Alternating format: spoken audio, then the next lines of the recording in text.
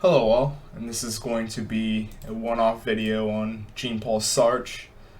Following Husserl and Heidegger now, I wanted to take a step back, if you will, to get at what he is going to do in some of his major works.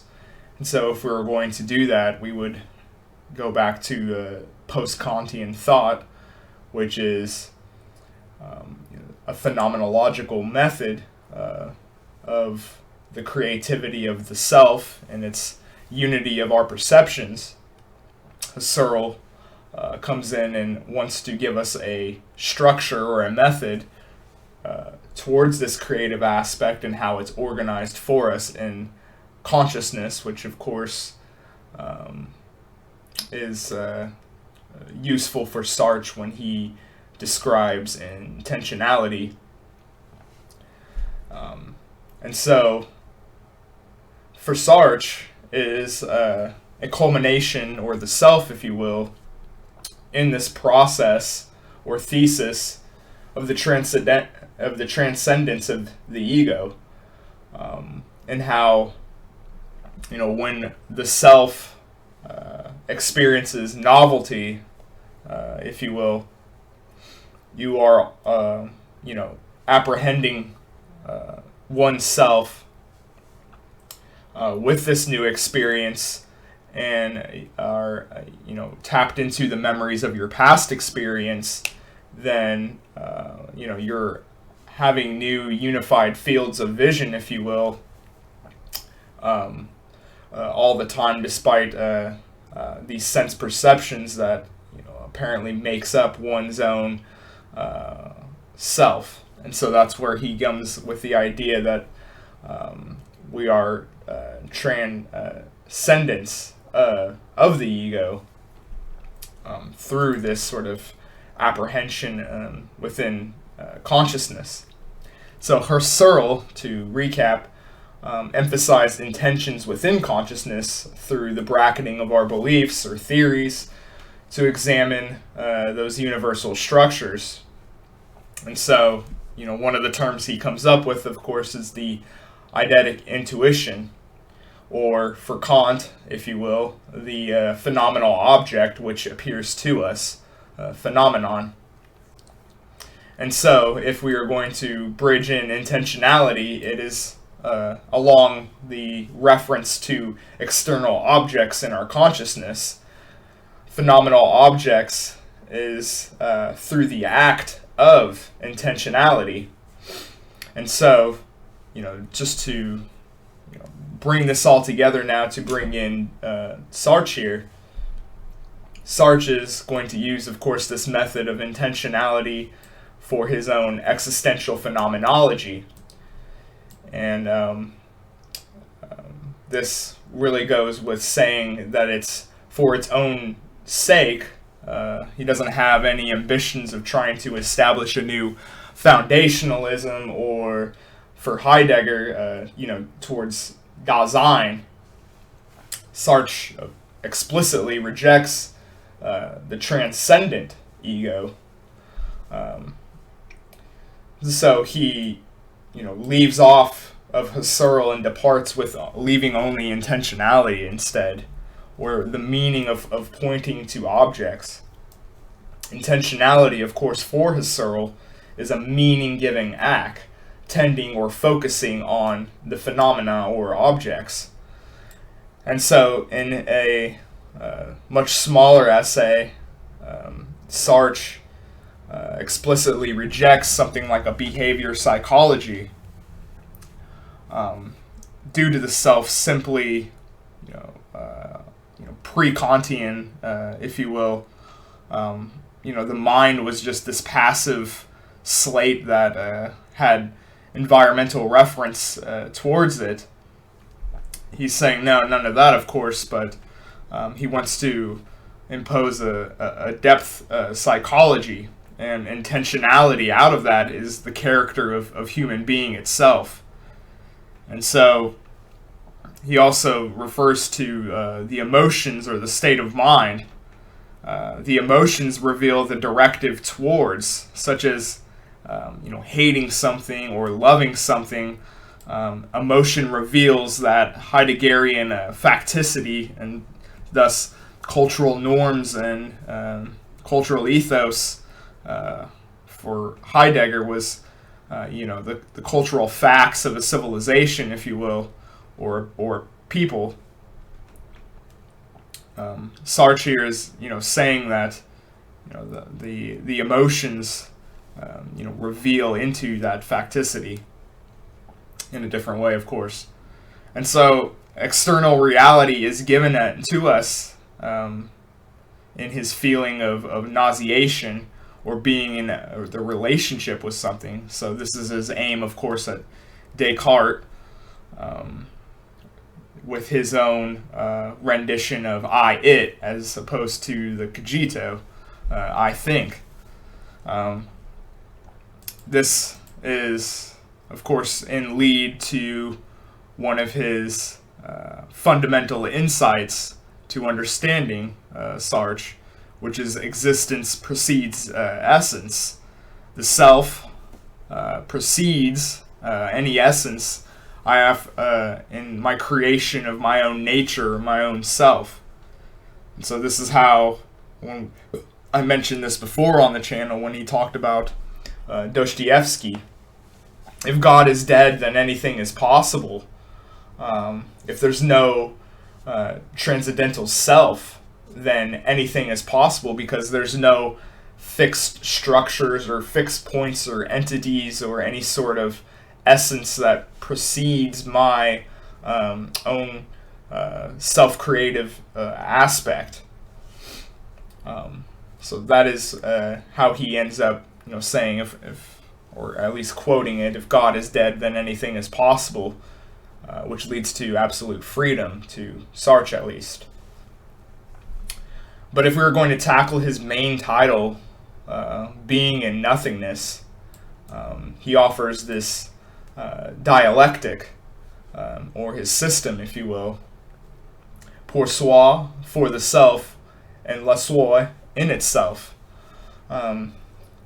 So, of course, with his description of the self taken into account here, he's trying to say that, we only have phenomenal experiences within the self, and so we can't ever know or have nothing in relation to noumena.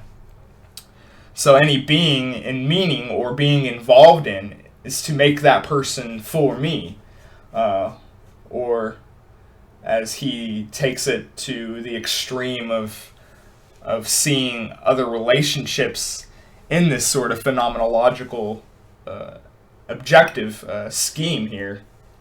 And so this is part of why, masochism and sadism is such a theme in all of his plays and works, especially with regards to sexuality, because we're not just, apprehending objects and unifying them through our experiences and intentions, because of course we can't know other people's intentions.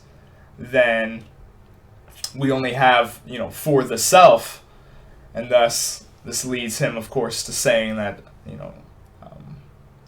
the dialectic has turmoil, if you will, with regards to, other people being, in these phenomenological object phase space, if you will, or at least not being able to apprehend it fully in that sort of way, and how that forms our relationships, and certainly not, everyone is, has this, 50-50 reciprocal relationship at all time. Of course not. Even a healthy relationship is reliant on, some people, or one person, if you will, and their intentions, in their mind state, than another on a much weaker day. And so he's trying to say, of course, that the dialectic is structured in that sort of way.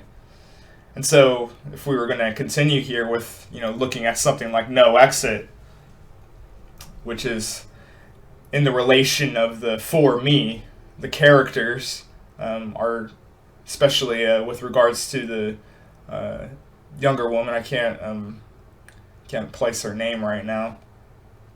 But these characters ultimately, especially in her case, seeks the validation or these manipulative efforts to dominate the other characters and to use them for her sake to find one's own meaning through the other.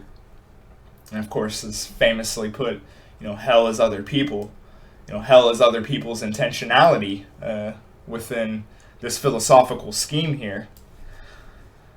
And so, in The Flies, the door and the palace has meaning for the character, becomes his own through intentionality, and thus, of course, when he kills his mother, the flies of fate drive him crazy because, of course, in this dialectic, something like noumena, which we can't know, the nothingness, if you will. Not everything, of course, in our own sake or our own apprehension is going to, land on or complement noumena phenomenon at all times. So there, of course, is breaks in the dialectic. If the for me is the phenomenal object, then le soi is the thing in and of itself, the dialectic of what already is in itself. And so when it doesn't respond to the intentionalities for the self-dialectic of possession, and of course another theme within his work is rejection, when noumena rejects your sake. And so this could also lead to how he's going to look at human knowledge as a whole. So Sartre, when he looks at knowledge, knowing is a mode of our being in the world. The for itself has being by not being the in of itself. And so this is how he turns the master and servant identity structure here. So the servant becomes self-conscious by not being the master because he is not. And so the master self-acknowledges that he is not the servant by being conscious of others. One sees themselves. So, the master knows he's not the servant because he's not the servant, and the servant knows he's not the master because he's not the master. It's the nothingness there, that theme from the noumena perspective. And so, for the Enlightenment, this is an illusion of seeing things for what they actually are. Knowing is by knowing what it is not. That is really his system of knowledge is knowing what is not, as opposed to knowing what actually is. Nothing but what is, for me, being which is other than that, and the nothingness, which in and of itself, my relationships to other people around me or these objects. Ultimately, though, I have no actual grasping of the noumenal distinction. And so the noumena is nothing to me. Human knowledge, then, is intentionality in being present for me. And so it's perhaps interesting to consider how the other, then, is alien. It's dehumanized in the dialectic. And this, of course, is how Sartre was an intellectual French Marxist, of course, because of this dialectic of alienation and dehumanization in of itself. Then you can't know the other's consciousness, but only in my own consciousness. And so there's always a dialectic of opposition in the antithesis. So this famously leads to the thesis, antithesis, and no synthesis for Sartre. Since we have no universal knowledge, and we're only conscious of others through my own consciousness, then we are in a world of no synthesis. And so that's what he levels with in the master and the slave dialectic, which is of course popular with Marxist thought, with the alienation of classes or that sort of thing. It's certain phenomenology doesn't need a unified I by consciousness, intentions the ego, it transcends, it unifies itself by escaping itself. This harkens back to what we were referring to earlier, where when you have novel new experiences, but you have memories of past novel experiences, then you are always in a state of moving past one's own ego, of transcending, and intentions in dealing with something new by transcending what you already are, just like with Dewey's system of novel experiences of problem situations. Well, you have memories of past problem situations that you overcame, and at the time you formed a new self out of that. And so there is no self-reflective process if intentions are focused on something. This goes to, when you're focusing on objects, such as the streetcar example. But you can't simultaneously, through intentionality, be, conscious of your own self-experience of focusing on the streetcar, because you have to focus on the streetcar. So this mental process, then, you can't focus on the car present because it annihilates yourself temporarily in your self-consciousness through intentionality. It's like trying to catch smoke, quite literally. And so for this mental process, then, you can't... then the I is the ego as the unity of actions. The me is the ego as the unity of conscious states or qualities.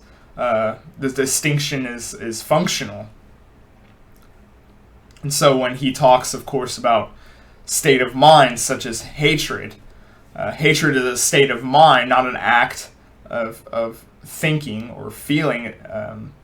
Hatred is a passivity. There's no action, towards it. It's what you think of. It's a state. Whereas there's concerted action, which is transcendent of the state of mind, actions taken in the world through concrete realization, as he describes. And so the ego, then, is a spontaneous unification of states and actions, which transcend in the active of the older self becoming anew. So, when you're taking on new experiences, when your intentionality is shifting, back and forth between, concrete realization with, actual tangible actions as compared to, a mental state. Are you happy while you watch this video? Are you disgusted by it? There's a mental state, process, of course, with your own mood and how you will apprehend these things around you. And so the result of intuition can observe the ego as given of states, transcendent rising beyond to something new. So this unifying act of reflection attaches a new state to the me, which transverses time backwards as I make it for me. And so, of course, when Hume and other critiques of empiricism at the time, looked at memory and noticed how it was, kind of broken up, and you have your own, apprehension of memory, which might not have actually matched the way self perception truly was, or in that sensory process prior.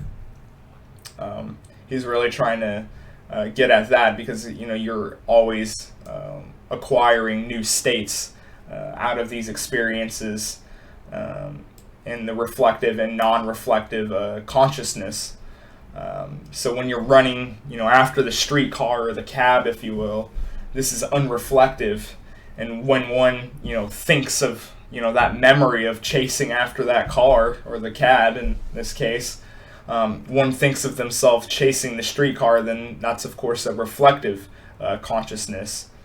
But the ego itself never appears except when one isn't actually, focusing and looking onto the reflective gaze beyond, the lived experience, or beyond that state. So trying to apprehend the ego of itself as a direct conscious, you fall back into the unreflective around you. And so when he talks of Descartes, the notion of the self as mind, which is, of course, an unclear and undistinct description that Descartes offers up, Sartre, of course, takes aim at that. He says Descartes doesn't find something within this act. The I is the support of actions. I do in the world. The wood has been broken to be a fire in an objective relationship. The action is the I when I break the wood, or engage the body in breaking the wood, serving as a symbol for the I. Just as is for phenomenology, shifting from the reflective to unreflective, we can formulate the transcendental consciousness is an impersonal, determined by essence in each instance. Therefore, you have existence before essence. We exist in being before the contemplation of new essences or new fixed points. And this, of course, is, all leads and culminates to what Sartre would be considered his, main thesis for his philosophy, which is absolute freedom. And so, the absolute freedom, of course, is not in a romantic notion, of course, for Sartre. In the creative act of becoming a new self, there is absolute freedom, because you are free to act in any way in the creation of a new you. And so he's very, not just distrusting, but looks at, absolute freedom in a destructive capacity. If we can have no transcendental ego, because it would be structured by the ego, then we have absolute freedom. Then we would not have, a God structure, if you will, or metaphysics like with Whitehead or something like that, where, there's structures out of, novelty in its apprehension. But I did want to end this video in somewhat of critique, if you will, because there does, seem to be a rather interest in, Sartre at the end of his life with his conversion, or returning to Catholicism, I believe. And so, it perhaps in the background when I, went over these works again, there is the sort of wonder, if you will, with regards to Sartre's own thinking, that, the way in which intentionality is actually apprehended, or, that reflective and non-reflective of, shifting within intentionality, then we can't ever have a full grasp of noumena, of, how the world actually is. And, you could perhaps question that this is in tuned with the intentionality of a higher being, and how it was tuned that way, in which, human knowledge cannot be all-encompassing. We cannot have, an understanding or an apprehension of noumena itself, and thus we are, left with, well, faith, if you want to look at how, someone like Kierkegaard could have looked at it. The way phenomena actually, works in the conscious structure is how one ends up with faith and with without absolute knowledge of being thrown in the world, if you will, that is not of your own creation, but was nonetheless created somehow. And so I think that is an interesting thing to leave you guys on to consider when looking at Jean-Paul Sartre and his writings. And I hope I was concise and thorough here, and hope you guys are enjoying the series still, and make sure to like, comment, subscribe. Definitely comment for the algorithm. It's very helpful for us small YouTubers and BitChute uploaders too. But yeah,